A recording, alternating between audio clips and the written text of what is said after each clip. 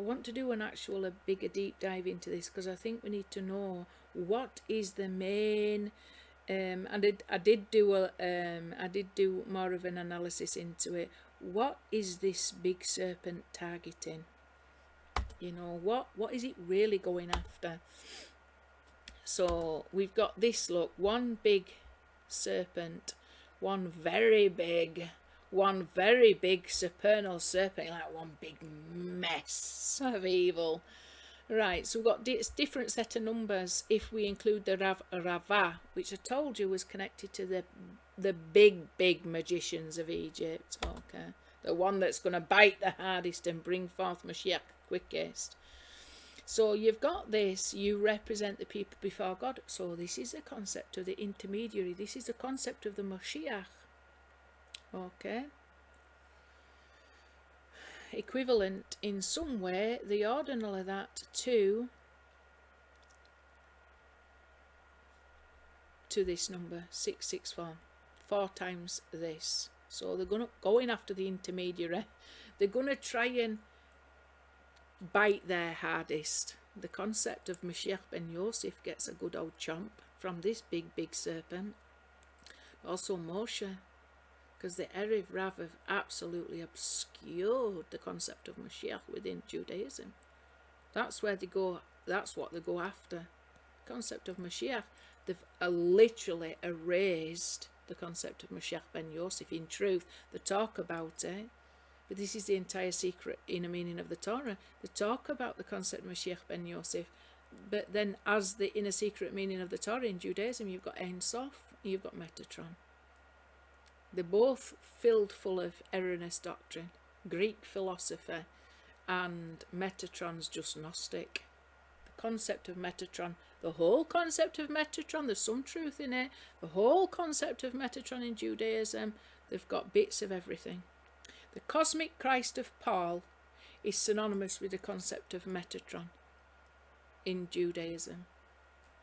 Both are wrong. Erroneous, completely erroneous.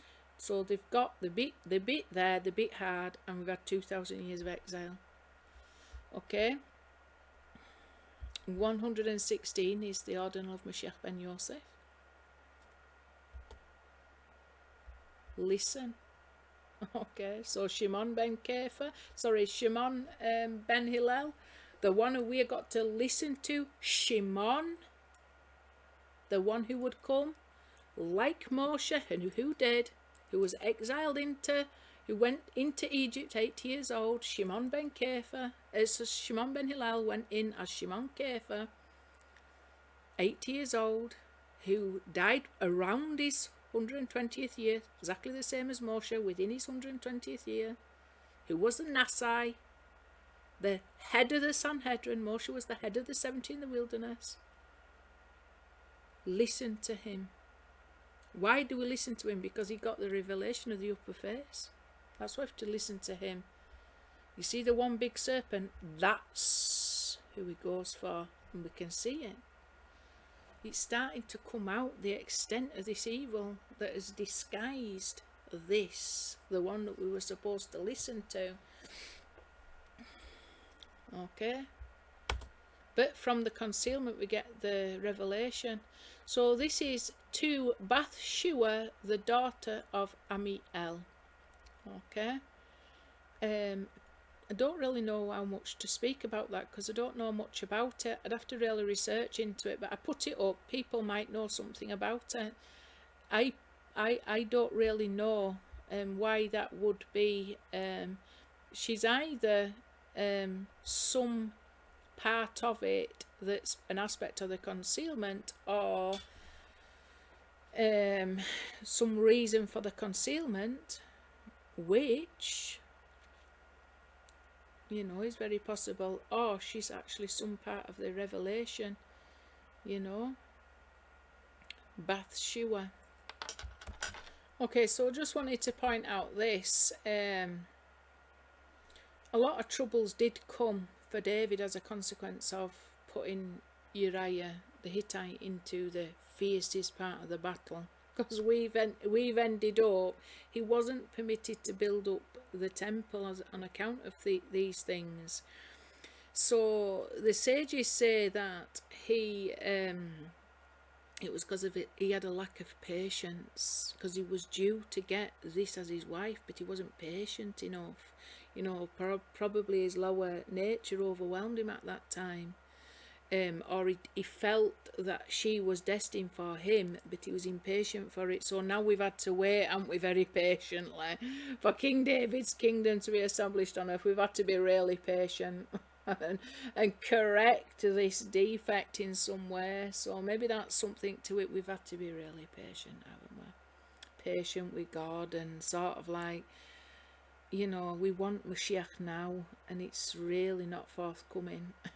When we want him, he'll probably turn up when we've lost all hope. I don't know. I don't think so, but there is something in that. It's very, we wanting to see Mashiach revealed, but there is a process of rectification, and God's plan is bigger than ours, and God's version of Mashiach is much bigger than ours. And you see, God's vision is for all humanity, not just for us, despite our religions trying to convince us of that. So sometimes we've got to be bigger than ourselves, haven't we, in order to get that bigger picture. We've got to take ourselves out of the we've got to take ourselves out of the centre of the universe and put Yodewaweh there, and we'll see, well, what is his plan then? It's not just for me. Yodewaweh's plans for all Adam and all Chaya to be raised up face to face. Okay, so there was an impatient, now we've got to be really patient. And there's another thing, that we have to be patient. Do you know why? Because there was a certain punishment that had to be meted out, and I think the Vilna Gaon gives this illustration where Mashiach ben Yosef is set to die. That light, it was set to go out. King David prayed for the light to the life of Mashiach ben Yosef to be preserved. So there was a decree against this light, but on the account of King David's prayers, the light will survive the Gog and Magog war. This is according to Vilna Gaon, but the consequences is that punishment's got to be meted out. See, the rock that was intended to smash the life out of Mashiach ben Yosef has been broken down into smaller chunks. So you see all this suffering, we have to bear with it, and it's very difficult when our turn comes around to bear some of that suffering. But in the end, all humanity will be saved, all of Adam, all of Chava, and there will be the utter perfection of all creation that reveals the utter oneness and sovereignty of the name Yod-Heh-Wah-Weh. But we've got to be a bit more patient. However, right once we get to the end, it's time to get impatient. It's like the contractions start to, at some point, you just know you've got to push. You just reach that critical point where you've got to push. So the correction will come, but it has to be at the right time. We're right at the end now. We're just about ready to take one big deep breath and give that one push out. And there's nothing wrong with being impatient at that moment, because it's required to give birth to the Mashiach. It should be, well, once we've got to the level of contractions that we're facing now, somebody better have some sense to push that baby out. Bat Shua, Bat Eliam. So in this verse in Shmuel, I think this is, it's from Shmuel, 2nd Shmuel chapter 11. It says here, and David sent and inquired about the woman, and it is said, is this not Bathsheba, the daughter of Eliam, the wife of Uriah the Hittite? Okay. So she's daughter of Eliam here, whereas in Chronicles, if we go and have a look, 1 Chronicles, it says here, and these were born to him in Jerusalem. These are talking about David's sons, Shmiah, Shovav, Nathan and Shlomo. 4. To Bathshua, the daughter of Amiel. Okay, this is awfully a lot like Shema, isn't it? It's Shema, it's related to the word Shema, to hear, you know, and then we end up with of the Shimon ben Hillel was descended from the house of David, so I don't know. I don't really know in what way he was, but he was a descendant from the house of David. I don't know much about the rest of the house, that, so I'm not going to speak about it. But here, this is where it is. But here it's Amiel, so the L is changed round, isn't it? The Am goes, the L goes to the front and the Am goes to the back. It was Eliam, and in this one it's Amiel, so the letters have been changed around. I don't know what that means either, but it's all quite interesting stuff. But like I say, it's related to this concept of David not being patient enough. You see the temple of Solomon that was built, the third temple, this time we've got to do it in a very patient way, even though we are pressed on all sides because of the suffering we've got to endure for the sake of Mashiach ben Yosef, his life to be preserved. Okay, and for King David's kingdom to be built up, because he sits on the throne of David. The throne of David is the throne of Mashiach ben Yosef. Okay, so all paths lead to Rome. So it's filled at the level of Malkuth, where the He is filled with a He and the Vav is filled with a Vav. Okay, all paths lead to Rome. Why? Because that's where it's all at. That's where the light of Mashiach ben Yosef has descended, and is hidden and concealed by all the magicians. The big Ravrava, Erev Ravrava, they've concealed him there, and we need to go there to get him. Does that mean we've got to go there literally? No, we've just got to understand that in this world in which we're living, every path leads to Rome. You want to go get medication, it's going to lead you back to Rome. It's going to lead you back to the powers of the Erev Rav, because we saw that with COVID. You know, you want to get into the music industry, it's going to lead you down to the paths of Rome, because the entire music industry is run by Erev Rav. You know, everything is about Erev Rav influence, lies, delusion, fantasy, and it feeds our fantasy and keeps us hooked and addicted to Erev Rav. Even religion, it's all polluted with the leaven of the Pharisees. We're all puffed up thinking that we've got something worth worshipping. Got nothing worth worshipping. Got a false god, false concept of Yod He. Well, we got lies, some truth, some lies. What does that amount to ultimately? Half truth. What's that? And we literally, you know, we're subject to that farce. We need to break free. We need to break free and be redeemed from it. So if we add a Kalel to that fill-in, it comes to 3032, which is 2 times 1516. One great big serpent that winds its way to Rome. And why does it wind its way to Rome? You see, this is when we use a serpent against it, you see, because in Rome is something very important hidden. The true concept of Mashiach ben Yosef, the one who we should tishma'un, listen to, Shimon ben Hillel. No eye has ever seen a God beside you. So this is talking about the future reward. And again, we've got the concept of attain, haven't we? Comes to 1516. We want to get there, don't we? We got to subdue this power in order to get there and overcome Rome. We're going to have to overcome Esav in Esav's own territory, the Satan in the Satan's own territory.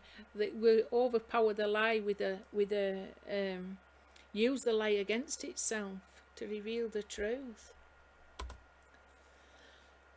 And then we've got this. Hillel and Menachem did not disagree, and this was the cause of Menachem went out and Shmai came in, because they didn't disagree. In fact, you have the Nasai and the Avbethdin. They were the Nasai and the Avbethdin, holy Zugot.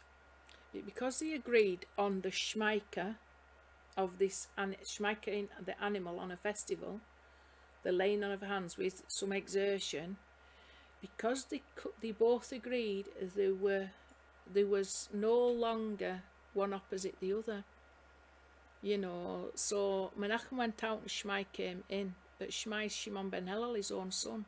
So this was like Avraham and Yitzhak. And they have bethed in till Hillel died in AD 10, and then Shimon ben Hillel took over. So it says Menachem went out in BC 20. So that means Shimon ben Hillel, or Shemai, that's his code name, was in for 30 years as I've bethed in, and then 20 years up until AD 30 as Nasai. And even the Talmud collaborate. Even the Talmud shows us that is so. The dates in the Talmud that were given. So from this we see it's got a connection. You represent the people before God. So this holy Zugot, if you like, it represents the people before God. There was no Moshe at that time. So Hillel was as Moshe, and Menachem was the deputy. He's like the Yoshua, but he went out, and then Shmai came in. So Shmai is like the office of Yoshua. So Moshe and Yoshua. Yoshua represents immaturity. Okay, the Nasai represents the office that is maturity. But you see, you need one opposite the other. You need both these. You can't have them where they both agree, because sometimes this is the one thing that I did think about this whole situation with Israel, this current war. You can relate it a lot to Joshua. When you're in a state of immaturity, you don't fully comprehend Yod He Waw He, then there is some justification in that immature state for killing your enemies and stuff like that. And we just need to just conquer the land. You're in a state of immaturity. So when you are fully mature, and when you are fully aware of the name of Yod He Waw He, things like wars and things like killing your enemies become nullified in the knowledge of his name to a certain degree. So when you have got that to be accomplished, you have to think, you got a work to do. And in order to do that work, you got to be a little bit ignorant, like the Christians and things like that. You've got to be a little bit naive, like a na'ar is called the youth, is not fully spiritually mature. That means he doesn't fully comprehend the true reality of the name of Yod He Waw He. They're the sort of people you send out into the world to accomplish the work.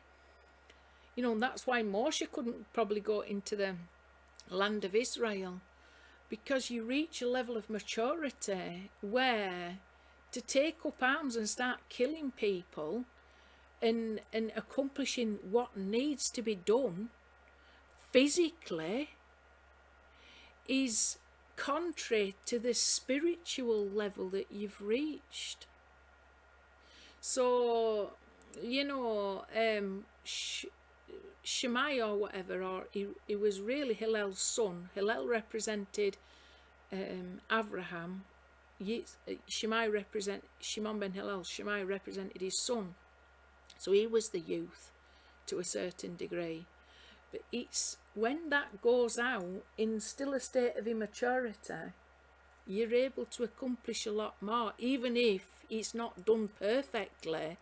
To be fully aware of God, the true knowledge of God, you couldn't get on and do the work physically that was required to do, because your spiritual reality would dominate over your physical reality. And you need to be in a state where your physical reality and perception is still dominating over your spiritual life in order to accomplish that. So you always need a Moshe to really guide, but you need that youthfulness that's a little bit ignorant of what's really, they're not as mature spiritually, so they've still got physical passions and drives and expectations that are going to forge forward. you know. So with it, when Hillel and Menachem did not disagree, I think it's something to do with that. I think it's something to do with both became spiritually mature. And because of that, there was no tension, not enough tension for them to lead a people, you know, together. Okay. What else have we got then? That's just an idea that I thought about, because sometimes, like I say, when you're looking at this, what's going on, you think there needs to be a certain amount of youthful naivety almost, but passion to secure your borders and stuff like that, and to gain ground and to do the work that is required in order to accomplish that, you know. There's got to be a little bit of your physical reality dominating over your spiritual reality in order to accomplish that. So we need the Moshe up on the hill to get rid of Amalek, but we need Joshua down in the valley doing the hard work. You need to have that balance between people who are spiritually mature and people who are not. People who are still in a youthful state that don't really know the difference between right and wrong, but have got all the zeal of youth and are willing to listen to the leaders up on the hill who do know what's going to happen, but can't themselves accomplish that because of their own spiritual maturity. You need that balance, one opposite the other. 166 up here. Okay. If we add the Mispagadol and also the ordinal Mispagadol, comes to 1160, which we can see is 10 times this as well, connected up here. And 10, this means it's 10 times the ordinal of Mashiach ben Yosef. Also this, if we add up, 434 is the regular of Mashiach ben Dawid when Dawid is rectified. There's all kinds of numbers in this. If we add the Mispagadol and the regular up, 1428, which is 7 times 204, which is 7 times the regular and ordinal of Yosef. And it's also equivalent to guard the way to the tree of life. Okay, so Moshe represents the tree of life. Joshua, to a certain degree, is a youth that's still subject to the influence of the tree of the knowledge of good and evil. Okay. 1428 is exactly the same up here. The ordinal of that is 204, exactly the same as Yosef. So you've got a situation where the ordinal is a multiple of a factor of the regular. Okay. 8 times 204, 8 times Yosef. Okay, so Yosef in a way is connected to the whole concept of the Na'ar, to Joshua. Oh, there's like I say, there is a state of naivety with Christians, and they do tend to have that kind of drive to go conquer. They have been down in the valley, haven't they? And Moshe, the Jewish people have sort of been there. They're the prayers on top of the hill, if you like. And then, you know, Yosef's been the one out down in the valley getting rid of Amalek. There's a lot you could meditate on that and apply that to this current situation in Gaza, because like you say, they're up against Amalek now. And from my point of view, I would give them the light of the Mashiach ben Yosef. That's how I would deal with it. That's my spiritual prayer to these people, because I absolutely know what's going to spiritually and powerfully overcome them. I know it's a revelation of the upper face. That who carries the torch of that? Yeshua. It's like Kaduri's note. It's called Yeshua. So he's got the power to anoint. But it comes, doesn't it, clothed up in the sword of Esav. But that's what they need. They need the truth. So like hidden in all that, you've got the people, you know, like the mission of the Romans have gone out into all the dark corners of the world, but they always carry with them these evangelicals, you know, sometimes they'll just be monks, Catholic monks and stuff like that, accompanying, you know, people that are going into that to set up trade and build roads and stuff to conquer the territory, but they go in with them and they're busy trying to convert the locals to, you share the good news with them to complete the task of spreading the light of the Gospels into all the four corners of the earth. There's a lot to think about really and meditate on. Finally though, let's just go through these quite quickly. We're going to have a look at this. It's all related to the Torah. What have we got here? It's got a square ordinal, square regular, and the regular and ordinal. If we add them all up together, come to 215 times 938. Don't interpretations belong to God? Yep, in accordance to Torah. That's the ones that interpret. You've got to interpret the dream perfectly in accordance to Torah. If you interpret it in any other way, if you're just randomly looking at the events in this history of life, trying to think that that is somehow divested from God fulfilling his Torah, you're going to interpret it wrong. If you don't know that that out there, that even looks evil and dark, is somehow part of God fulfilling his Torah, and his ultimate Torah is to reveal his name, that's it. The whole purpose of creation is to reveal his name. You will get the interpretation wrong. If it's not yoked, if your interpretation of this dream is not yoked to Torah, you've got it wrong, 100%. And if it's not a good interpretation, because why would God be fulfilling his Torah in an evil way, a sloppy way, half-hearted way? Perfectly, that's how he's fulfilling it. Perfectly.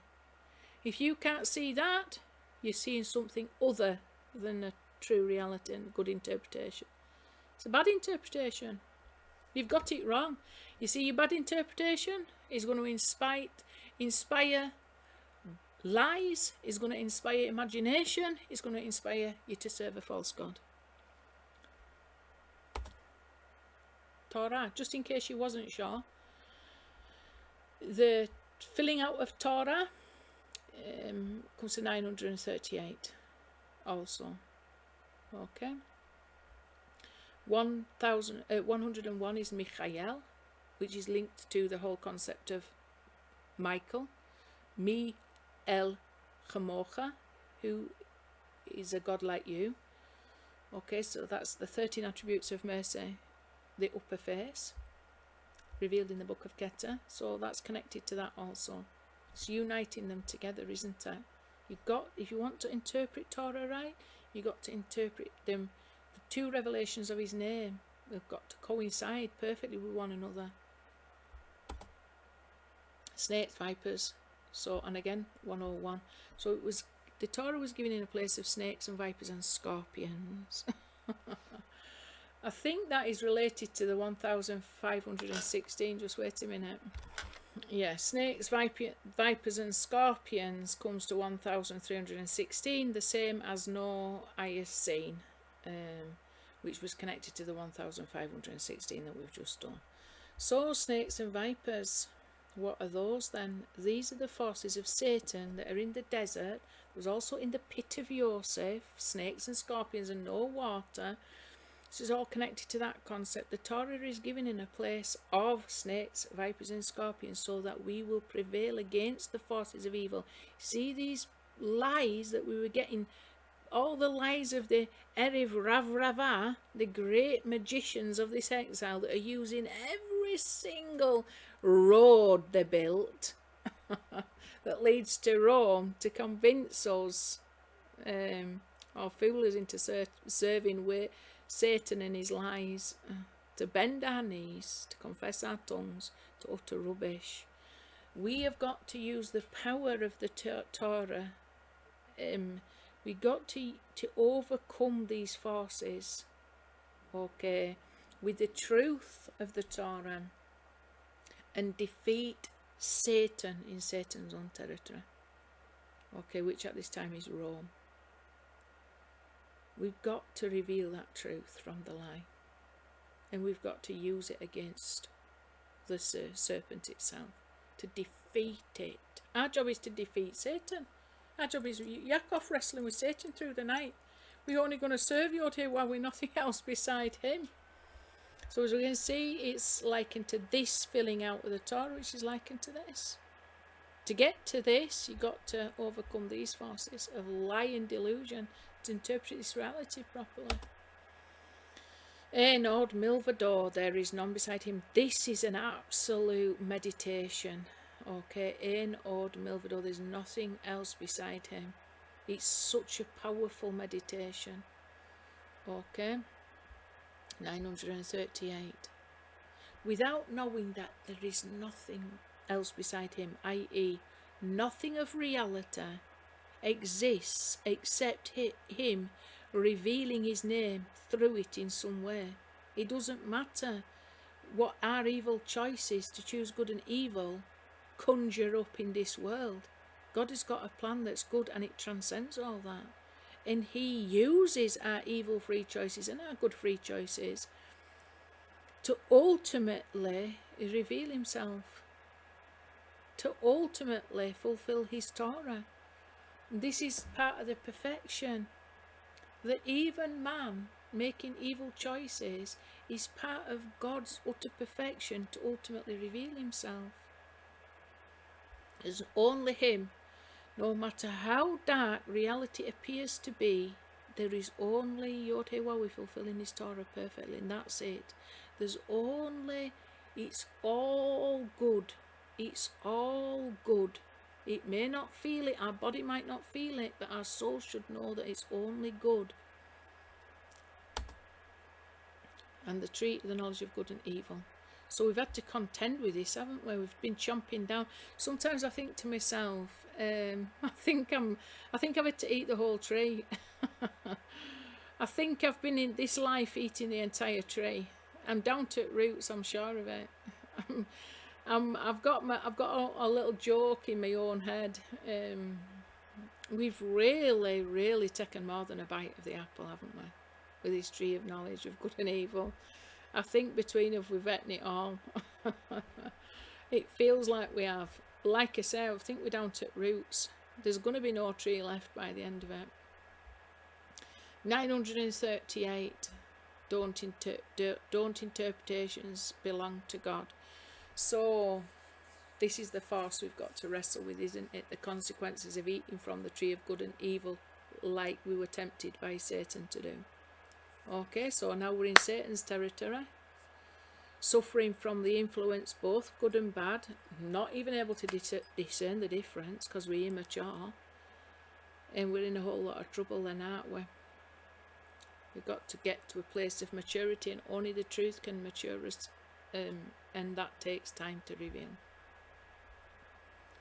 It comes to 1094 Mispar Gadol, which is the same as Mashiach ben Dawid rectified. That's the Mispar Gadol of Mashiach ben Dawid rectified. It's also 2 full years. So we're in a process of 2 full years. We've got to suffer 2,000 years, the years of Mashiach, the years of Mashiach ben Yosef, that reveals the Torah of Mashiach ben Yosef, the secret inner dimension of the Torah of Moshe. These yoking together, the upper face and the lower face. It's a long time, but we're nearly there now. It will be completely up in 2030. We've not got long to go, but we're right at the evening, and you see the Erev Ravrava are going to come out to play, and they are doing, and we're going to be so deceived. We're going to be so deceived if we're not careful. We're going to fall prey to the delusion, and they're using everything. Even I think these vaccines that we've taken, you know, they're there to affect the way our brain works, so we're not going to be able to perceive true reality. We've got all the texts that we want, the supposedly holy texts that do nothing but lie. They get you, there's some truth and some lie. It's a mixture. Nobody's able to discern right from wrong, good from bad. So they just swallow it down whole, but that's going to put you in a difficult situation, because it's like tree of knowledge of good and evil. You can't discern one from another. You're just going to have good consequences that come out of it, but bad consequences that come out of it also. Got to separate yourself from the evil. So we're in this process 2,000 years, Shana time Yomim. Then Pharaoh had a dream that needed interpreting, and Yosef was the man for the job, the interpreter. Okay, to bring even Pharaoh to a place of shalom, shalom, Pharaoh. That's what it says in the text. Lo, I will send you Elijah the prophet. So, what did Elijah do, by the way? He told them that you're worshipping Baal. Do you think that they was actually worshipping Baal? I don't now. Because you'd see people who were saying, they were reckoning on the worshipping God, and the Muslims, but they're behaving like that. They worshipping Baal of some sort. Or gash yourselves. Go on then, gash yourself. See what this God of yours is going to do. You know, they're rolled up in these places, thinking their God's going to save them. Some people who sit down and have meals, this is what they've done in the past, invited all the family around, 25, convinced them that God is going to protect them from the aerial bombardments that they were warned about. It's just the same, Elijah. You're worshipping Baal and you don't even know it. I don't even believe they was intentionally worshipping Baal. They just had a false concept of Yotewahwe that was equivalent to false god Baal, and it takes the spirit of Elijah to say, look at what you're actually worshipping. What's it? Have they come to help you? Did they stop your kids from dying? Because they no doubt, and there was probably, well, we're prepared to sacrifice, but God will protect us. This is the sort of delusion that they get. Go gash yourself then. Is he come yet? This God of yours that you're worshipping, what's he done to protect you? Nothing. You gashed yourself. Look at you. You're prepared to cause yourself to suffer, and still your God won't show up for you. You got to. You see what you can do? Undermine them with the truth. That's all Elijah did, didn't he? He exposed the futility of this imagined concept of God that they was worshipping and gashing themselves over. You got to do the same. People think because they're called Muslims they're worshipping God when they're not. They're not when they're holding the children as sacrificial animals and thinking they're serving God. They're not serving God. They're sacrificing the kids to Satan. Not that I mean, I don't believe that there's a real false God, but you know, there's they got it wrong. It's a false concept of God that they are sacrificing to. Baal worship. But they don't even know that they truly think that they are worshipping the one true God. Why would he expect you to do that? Why would he expect you to do that? He's only ever good. He's only ever kind. He's only ever gracious. He changes not. He's only ever forgiving. He's patient and long-suffering. Why do you think God requires you to kill your baby for him? Is it going to appease him? He don't change. He's not angry. I've heard people say, Jews tell me God is weeping. Okay, God is not really weeping because he changes not. But you see, the way we perceive him can change. If we are eating from the tree of the knowledge of good and evil, we perceive that God changes all the time. If I do good, he'll be good. If I do bad, he'll be bad to me. We think God is like that because we're eating off the tree of the knowledge of good and evil. We've got a mixture. Maturity is when you just know there's only good. God changes not. Is immovable. You need to start worshipping the God who changes not, that's always kind, always merciful, always forgiving, always gracious, always truthful. Start imitating him like what Elijah did, and then we'll get somewhere that we need to be, i.e. redemption. It precedes a revelation of the Mashiach. Why? Because he's got to get rid of all the false messiahs that we've got in our imaginations. He's got to get rid of all the false concepts of God from our imaginations. There's a spirit of Elijah now. I've been exposed to it. One way you can access it is through doing the Havdalah. There's a wonderful song at the end of it. You ask for Elijah to come. We need Elijah. We need an illumination. We need to be able to discern, like Elijah did, the false God from the truth, the true revelation. This is the big serpent, isn't it? Time. It's equivalent to time. By the way, here, all the ordinals of it come to 216, which is David rectified. The square ordinal plus the regular plus the ordinal plus its Gevurah. We don't get there without a struggle. So Metatron is the 6 working days, because Arizal says the 6 letters of Metatron stands for the 6 supernal days. Okay. Metatron therefore has got 7 letters. This is another spelling of Metatron. The 7th day, the Shabbat, this is the upper soul of Moshe, or equivalent to the upper soul of Moshe. The 6 supernal days, where the work to separate between good and evil occurs. Yeshua represents the Shabbat, the Holy Shabbat. He says, I am the master of the Shabbat. The work is complete of separating good from bad. You're at the soul level of Moshiach. This is the upper ladder. But like I say, we got to come down the ladder in order to build the house of God. Leviathan is really connected to Mashiach ben Dawid. How do we know? Because 490 is the same as Malkuth, and it's also the same as the three nouns to describe the moon, Hameor, Hakatan, Alayla, come to 496, and it's also red with beautiful eyes. She's describing Mashiach ben Dawid. So, if we take the regular and the ordinal and the square ordinal and add them all up, they come to 4 times 1084, which is this. Okay? So this, in a way, is a big serpent called time and space. It's connected to the concept of time and space. That's why we're in a time frame to reveal the Mashiach. It's a little bit complicated because all these are phenomenal. It's like the Matrix, if you like, something like that. It's really the letter Aleph as well.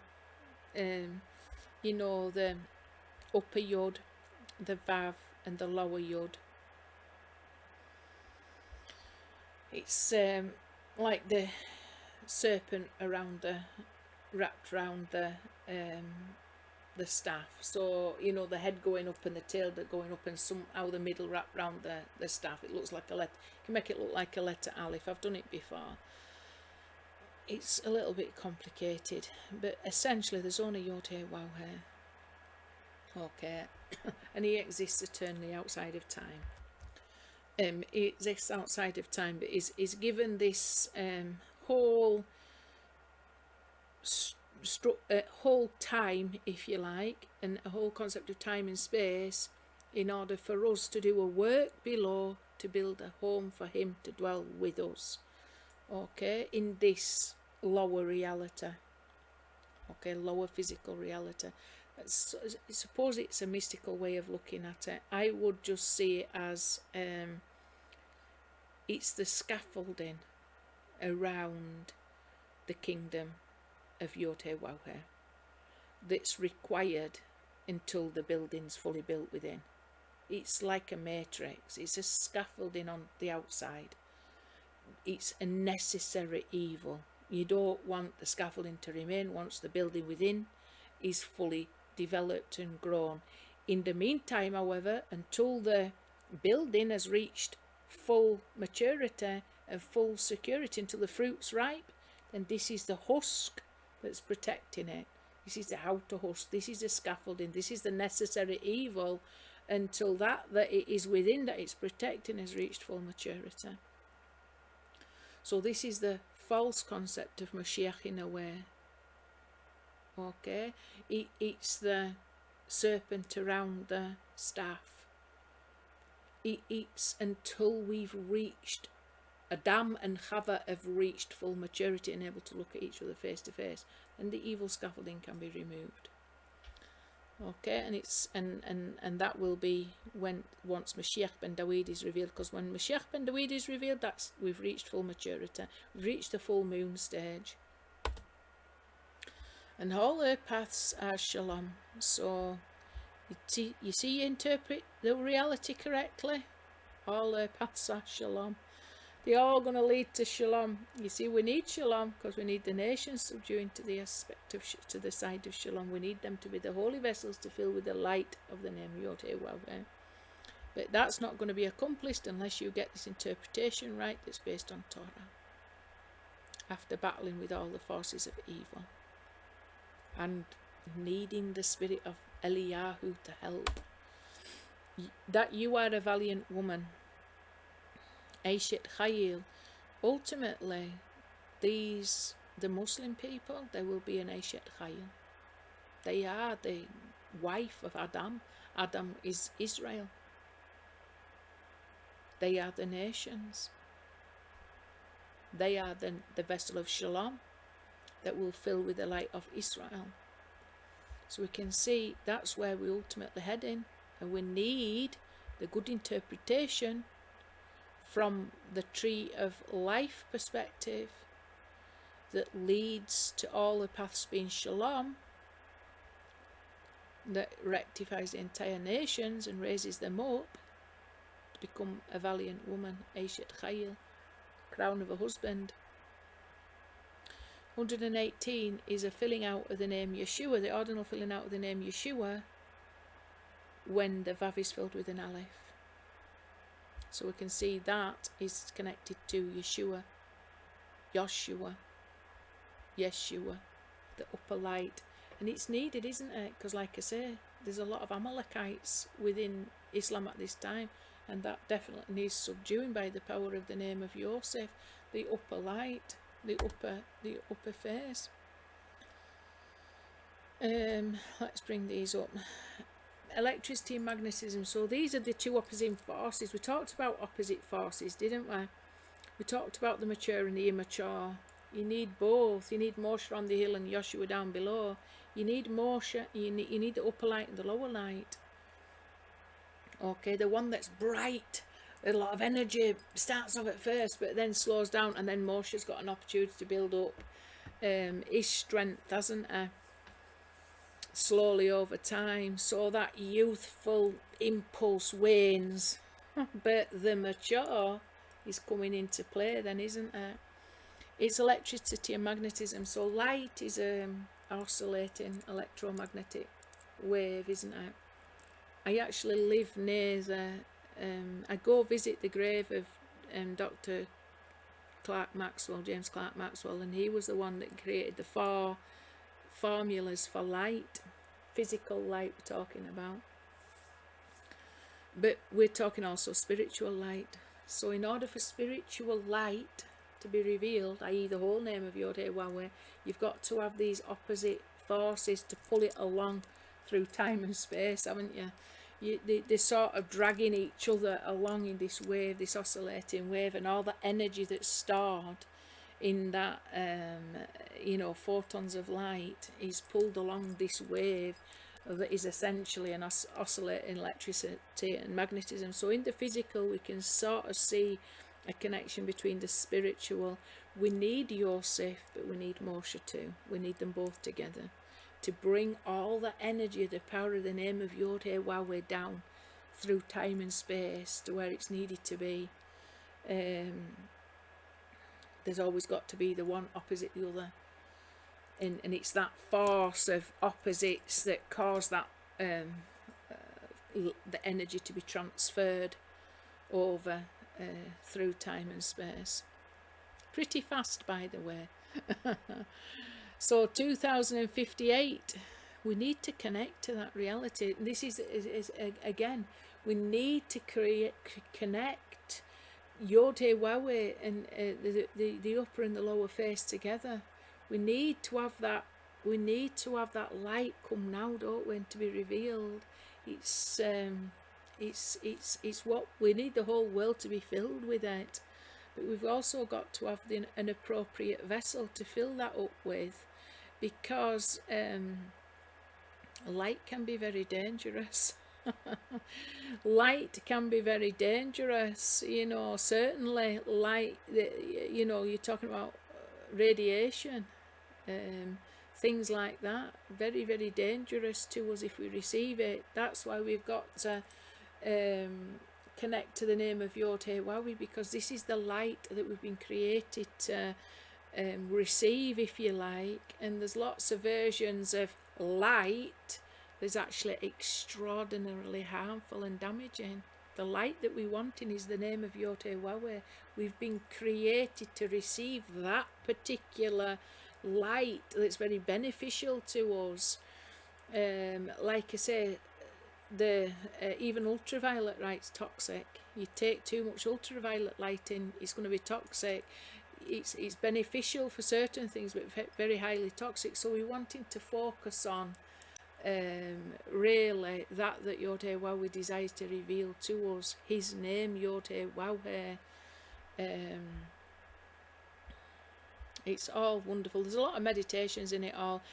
That leads us to peace, and that leads us to interpret reality in a good way, to bring us to that place of peace, and to reveal the Mashiach ben David and the true Torah, and that everything works for an ultimate good.